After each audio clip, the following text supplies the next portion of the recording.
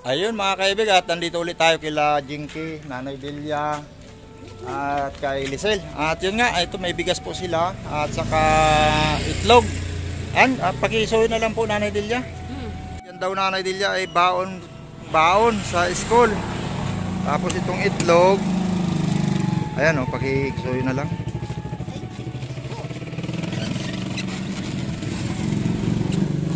Kaya? Ayan din yan. Ayan, at itlog. At mahirap naman na bumili tayo ng volume na itlog nanay. Nasisira din pala yung itlog ng ilang araw yan. Itong bigas. Tanggalin natin yung ano. Ayun. Ito pakiputol na lang dito Jinky. Doon. Ayan, yun pala. Tanggal naman pala. Thank you.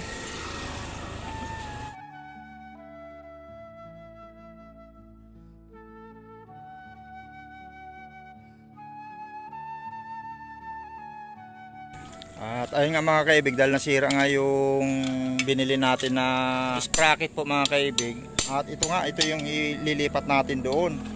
Kaso ang problema ay ang hirap nga tanggalin ito.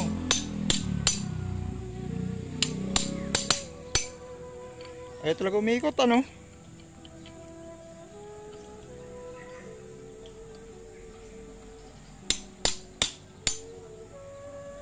Wala pala silang pasok Nanay Delia.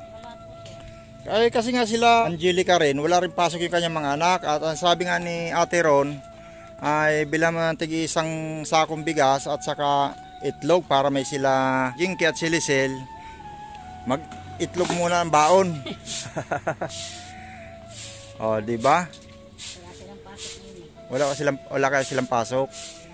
At yun, at mga kaibig, at ito nga inabutan natin sila rito at wala nga silang pasok, pero pinapagawa ulit natin yung bike.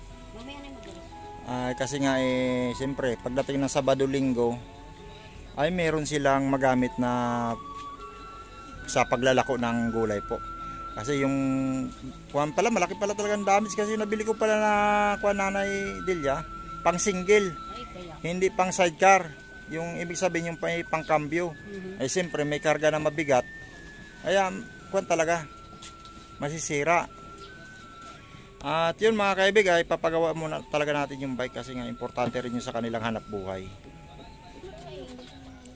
Maraming salamat po Ate Ron sa bigas tapos sa itlog. May baon na kayo pang kanano? Pambaon po sa school.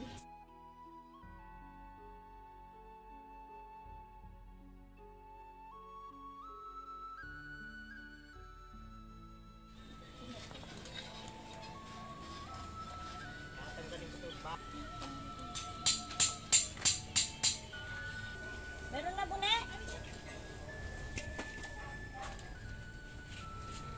Ano yung nakasalang na yan? Yung sasabuan na itlog. Masarap yan Bigla ako nagutom Ate Ron, at ito nga po pala sila nanay biglang nagkwento sa akin ngayon na yung binigay mo daw pala na sa kanila na pera ay ito ay naggrocery sila. At yan nga po, naggrocery sila kasi nga yun po ang pangailangan nila dito sa araw-araw. Ano ba nabili mo nanay na yan? Ito ano to? Anor. Tapos sabon. Ano yung kape ba yan? Kape. Kape. Tapos sabon ito. Ayun. Sige nanay, wala namang problema yan kasi nga pag yung pera ibinigay na po sa inyo ni Ate Ron ay kayo na po bahala doon kung saan ninyo po gagamitin yung sa pangkonsumo ninyo. Pero nagtira naman ako. Bali ito, sige yung pinapamili ko nito. Bali, 1,000 saka bumili kasi kami ng tama lang yan nanay. At least para sa pangailangan nyo sa pang-araw-araw. Sarap niya nanay, samahan pang malunggay. Oo nga pala masarap nga yung may malunggay. Nandiyan na miswa ito. Yun mga kaibig, at pinalitan nga lang natin nitong dating gulong niya mga kaibig. Kasi nga wala, sira talaga yung nabili kong sprocket. Ang sira, isang gamitan lang nila Jinky at Lisel. Ang bigat kasi ni Lisel Dito tayo makikain ng tanghalian kasi mag-alauna na Nanay Delia, no? Ayun, at nagluto nga si Jinky ng itlog na may miswa. Tara mga kaibig, ako'y nagutom na.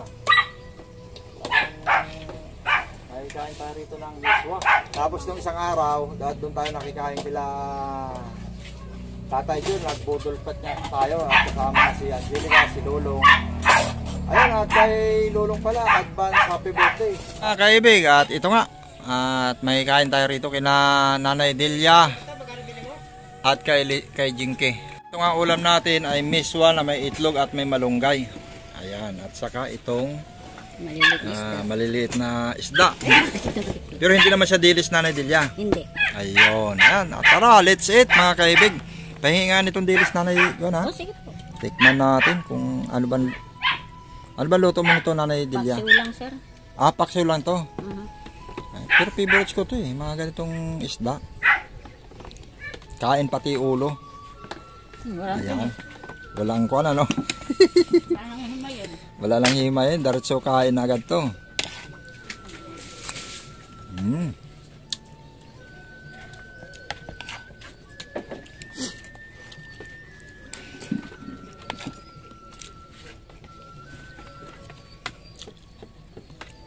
Ito mga kaibig, bahaw para daw sa mga alaga ni Nanay Delia. Yung kanin. Ilan alaga mong aso, Nanay Delia? Dalawa. 2. Tapos, pusa. 5 ata yan. Tapos sa pusa, ano? Mhm. Ang sarap ng dilis, ha? Yung maliliit na isda, hindi naman to dilis eh. Yung parang tawilis na maliliit. Oh, tawilis na maliliit.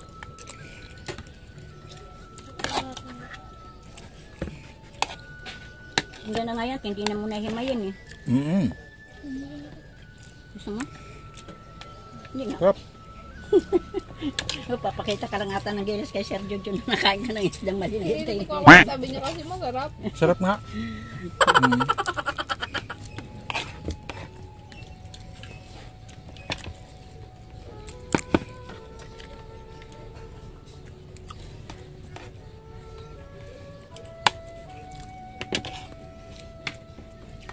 Kailan nyo pa binili, Nanay, yung dilis na yan? Kahapon lang, sir. Ah, kahapon pa yan.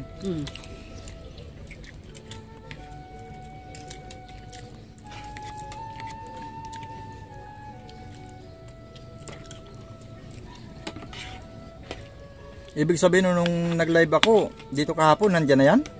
Wala Oo, pa? sir. Nandiyan na. Ah, nandito. Buti hindi nasira, no? May suka naman, sir. May paksyon naman eh. Ah, may suka.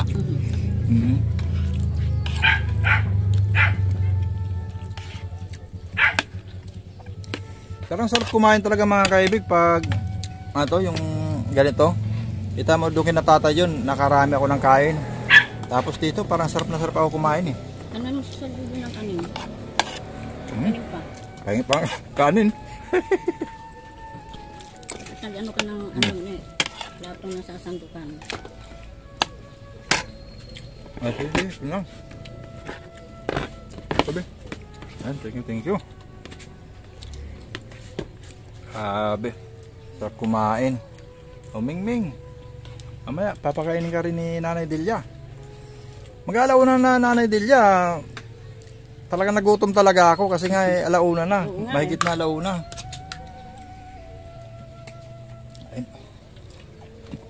Thank you.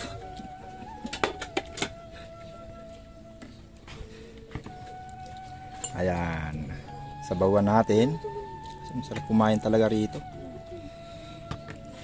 Bakit palisin mo dyan? Nga mga kaibig, talagang sarap nitong kwanit nila rito. Ito mo, maliliit na kwanto. Maliliit na pangalan sa linyasi, para sa linyasi, di ba? Yung isda na to, sarap. Oh. Ayan. At siyempre, subo tayo ng kanin. Sarap. Natatawa si Lisel. Lisel. Ayun, at simot talaga yung ating kinainan, no? Pati yung miswa na may itlog na may malunggay. Ayan, tapos na rin tayo kumain. Maraming salamat sa pagpakain, Nanay Delia at Lisel at saka Jinky. Ayan, at si Lisel nga po yung nagluto nung Jinky. Si Jinky nga po pala yung nagluto nung natin, yung ulam na itlog na may miswa. At yun, at maraming salamat po talaga Ate Ron. At yun nga ay talagang grabing kuhan ko po. Pasalamat ko po talaga sa inyo. At siyempre, nabusog po ako rito Ate Ron. Madami gawan tong mga hayop. Sa aso. Pero kung kami lang, ay matagal yan. Oo. At yun nga mga kaibig, dahil may alaga si Nanay Delia ng mga aso, nandun po, tumatahol na nga. At ito nga po yung pagkain nila ngayon, itong bahaw nila. Kahapon pa ito Nanay Delia, itong bahaw. Kagabi. Kagabi. At yun. Maraming salamat uli Ate Ron, Ma'am Lady Blow Grace, at Ma'am Lisdan Red, at sa lahat po ng mga nag-sponsor dito, Ma'am Estela, Ma'am Ruina Ruiz. At sa mga nagmamahal po rito kila Nanay Delia at kay Lisel at kay Jinky at sa patuloy na pagsuporta sa aking munting channel, ay maraming salamat po sa panonood po ninyo. At sana huwag po kayong magsawang manood. At yun nga, talaga naman tayo nagsisikap naman na maibalik yung ating pagbablog na tuloy-tuloy na at hindi na yung katulad po nung nakaraan na natigil talaga tayo. Almost 1 year po tayo natigil at may pa-upload man tayong video noon pero pa isa lang. At yun, maraming salamat uli mga kaibig at ako'y magpapagawa uli ng gulong nila Jinky para sa paglako po nila ng gulay sa Saturday or Sunday ay meron po silang magagamit na bike. Ayun Nanay Delia, maraming salamat sa tanghalian. Kahit Ngayon sir, sana lagi ka rito kumakain. ayun mga kaibig, maraming salamat ulit sa inyo. Ayan, at ulit na lang tayo. Bye-bye po. Yun. Bye po, salamat. Maraming salamat. Mga kaibig, at ito nga na dala na natin sa vulcanizing yung gulong. At ito at ikakabit na po ni Kuya Manoy. Ayun mga kaibig, at ito maayos na uli yung kanilang bisikleta. Ayan Nanay, at kuha na talaga. Siyempre kailangan natin may pagawayan kasi pangunahing kuha sa hanap buhay ninyo ano. Ayun, sige at salamat dito kay Kuya Manoy at dito kay Lisel at siyempre kay Jinky. Ayun, bye-bye mga kaibig. Bye-bye uli.